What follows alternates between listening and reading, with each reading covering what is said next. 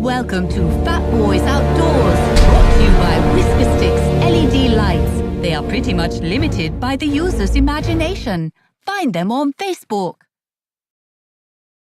Joshua Bourg. This is Paul Ragsu with the Fat Boys. And Joshua, how you doing today? Oh, doing good. Loving it. Good deal. How old are you? 35. 35. Who influenced you the most into fishing as far as really took you a lot and taught you most of what you know, if not all? Well, mostly my father. I grew up on the water. We owned the boat launch since I was born, pretty much. So I grew up chasing down fees for the boat launch and stuff like that. So I was literally just a couple steps away from the water to go fishing anytime I wanted. Mom always had trouble trying to keep me off the water. I was running around at 2 years old trying to sneak off by myself. And Where you from? Southeast Louisiana, I just was just a going to little bit say, above, just above Grand Isle. I was getting ready to say it sounded like Louisiana.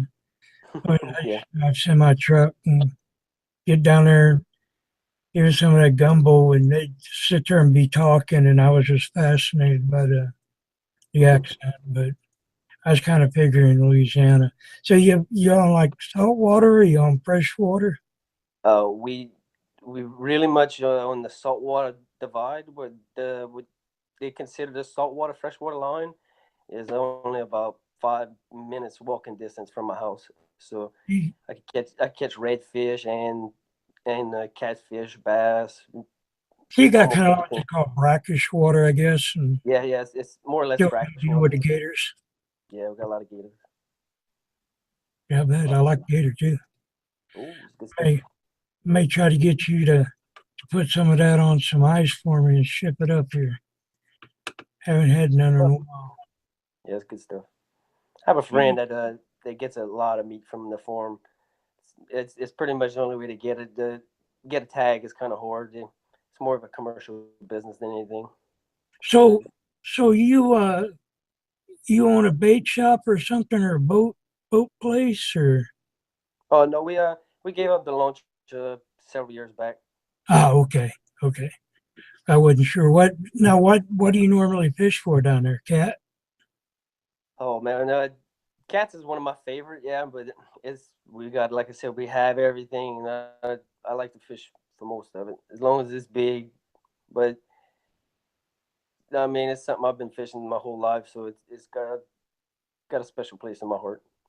We got some good ones too. So what do you guys use for bait down there for the catfish? You use a lot of the crawdads or mud whatever you call them. Yeah, crawfish work good in the spring. I like to hook two of them together, and they make a lot of commotion, and they seem to attract a lot of fish.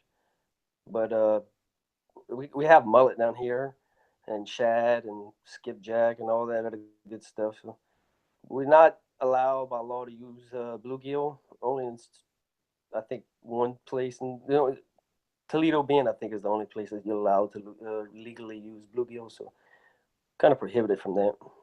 See, we're allowed to use it as long as you catch it on a rod and reel. We may have that stipulation. I'm not sure. It's kind of there's a lot of gray area. When I talked to someone for the wildlife and fisheries, she said, "Better not just stick with the normal bait you're using, like minnows and stuff like that." So you And got a partner you go with, or you just go by yourself? oh, I got a couple partners we fish with. Got a little team we fish with, mostly in the salt water. We do fishing, a lot of kayak fishing. Um, yeah, it just depends. My little boy is one of my biggest partners. He's slightly autistic, and he loves outdoors, and he can't get enough of him. Yeah, it's a lot of what we do for the communities, the autistic Yeah. kids, and even the autistic adults. We try to get them out for fishing trips. Um, we require a guardian or something to come along with them, but we take care of the putting the bait on, pulling the bait off, and the fish and all that. We take care of all that. Right. Supply all the equipment, all the bait. That's awesome. Some cases we pay for the gas if the funds are there. So That's awesome. that's just something that was really close to our heart, and to making sure that we and now we're doing it with senior citizens too, you know, and you Yeah. think of all these older gentlemen and women in these nursing homes, and all of a sudden they can't fish anymore. So we try to talk to them and them tell us their stories. We're going to try to start getting that on video this year, and that way it's not lost, because once you put it on the web, it's on for life. Right. Yep. So A lot of people feel that way about our culture down here. It's fading. A lot of the French language, you know, we have our own little way of doing it, you know. So it's fading away. A lot of, like you said, it's good to preserve it on film. oh yeah, there's people that I don't know how much of it is true and how much is BS, but them old boys down there that do them hunting all them gators and stuff down there, and you know what I'm talking about. Oh yeah. Oh Shoot yeah. him, shoot him. Yeah. Yes. Yes. Yeah. We've got some people with some pretty thick accents.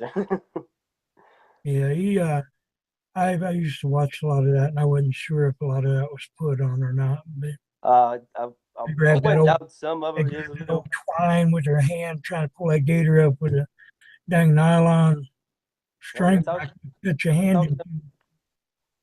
Huh? That's how they do it.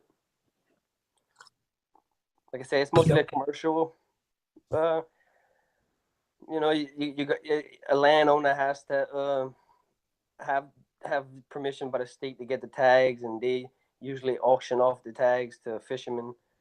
And it's a if you don't have money to play, you really don't get to do it. You know, it's And it's that really sucks. I mean, if you own the property and you want to get a gator a year to eat, you know, you ought to be able to do that like you would deer. You know, be able to go out hunting and shoot one at least a year. And that's yeah. my opinion. I mean, There's actually so many of them. I think you should get one with a license that you could purchase like normal. You know, like a deer license, because like in Dando coyotes. yeah, like they we as far as I know, we're the only state that ranch alligators. So they have certain places they'll go with helicopters, find Texas the do nest, that. they mark the nest, and they go in with airboats and raid the nest. They take all the eggs back to a facility where they hatch every single one, and by law, I think they have to give 40% of the gators back into the wild, and they release that at about 3 or 4 foot, so they don't really have many predators when they release. You know, they're sized to where they could survive. And since that program has been going on, it's the population is You know, if really they're releasing a lot of females, they're causing a lot of issues. So well. They could overpopulation. they could choose what sex by the temperature they incubate at. Oh, really? I didn't know Yeah. that. Yeah. So it's a pretty. When I was young, there was a real bad problem with overfishing gators, and within the last 20 years, the population has really blown up. I could take you to lakes where if you don't see 200-300 in the nighttime, I you just don't. think if you own 20, 40, 60, 80, or 100 acres somewhere in there, anything from 25 up, I think you ought to be able to get one a Well, year. Hell, you know, I don't live there, so I don't that's have more or less to. how they work it. Like the landowners could get tags, but landowners usually Oh, they like okay. they'll auction the tags off to highest bidder. So the hunters kind of come in and say, "Well, I think I can make X amount of money on the gators you have on your property based on their size." You know, I'll so let you hunt on my property. Give me the gator. well, I mean, a lot of them, they'll get off the meat if they want, but it's more or less making money. It's all about the dollars, Right on. So, Right on. but Demon a lot. raiders, That, evil, or mm-hmm. Was Are that? you married or single? Yes, I'm married. I have two How, children. what's she think when you take off and go fishing?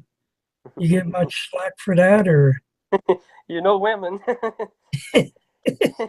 I wasn't Uh, going to say that. that's not much of a question. Uh, More of a statement, right? yeah, right. I try to bring the kids along, and so she ain't got too much to say about it. You Try to got get all boys, or no my son, which is the one who's slightly autistic. He's more of a high functioning autism. He's about to turn 9, and my daughter's almost 5.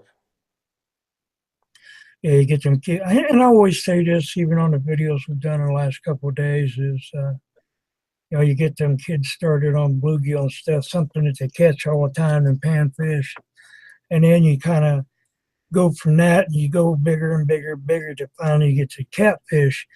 Because a 4-year-old has no they can't tolerate to be waiting to catch no catfish. That Yeah, attention span yeah. has to be focused. Well, my little boy, he don't care for the small fish. He just wants to see a big old monster. He'll All wait right. forever. He amuses himself, but my little girl is like you said. She wants fast action. She likes using the little bobber and watching it go down. Right as soon as she puts it in the water, she wants something to bite. Right. So your whole family lived down there in Louisiana, or Yes, sir. Yes, sir. Whole life. cool beans? Well, I'm gonna go ahead and cut this. I'm gonna let you hang out here a minute, and then I'm gonna stop the broadcast, and we'll sit here and talk just a minute before we cut it off. So anyway, I just want to say, everybody out there, if you ain't fishing, you ain't living. Gotta That's right. get down there around uh, Louisiana. Look up Joshua Bourg, Bourg. He's Definitely. more than I happy will help. to be. I will help put you on some big fish, whether it's big redfish, big black drum, big cats, do garfish, all kind of good stuff. Yeah, buddy. All right. Well, guys, remember this: if you ain't fishing, you ain't living.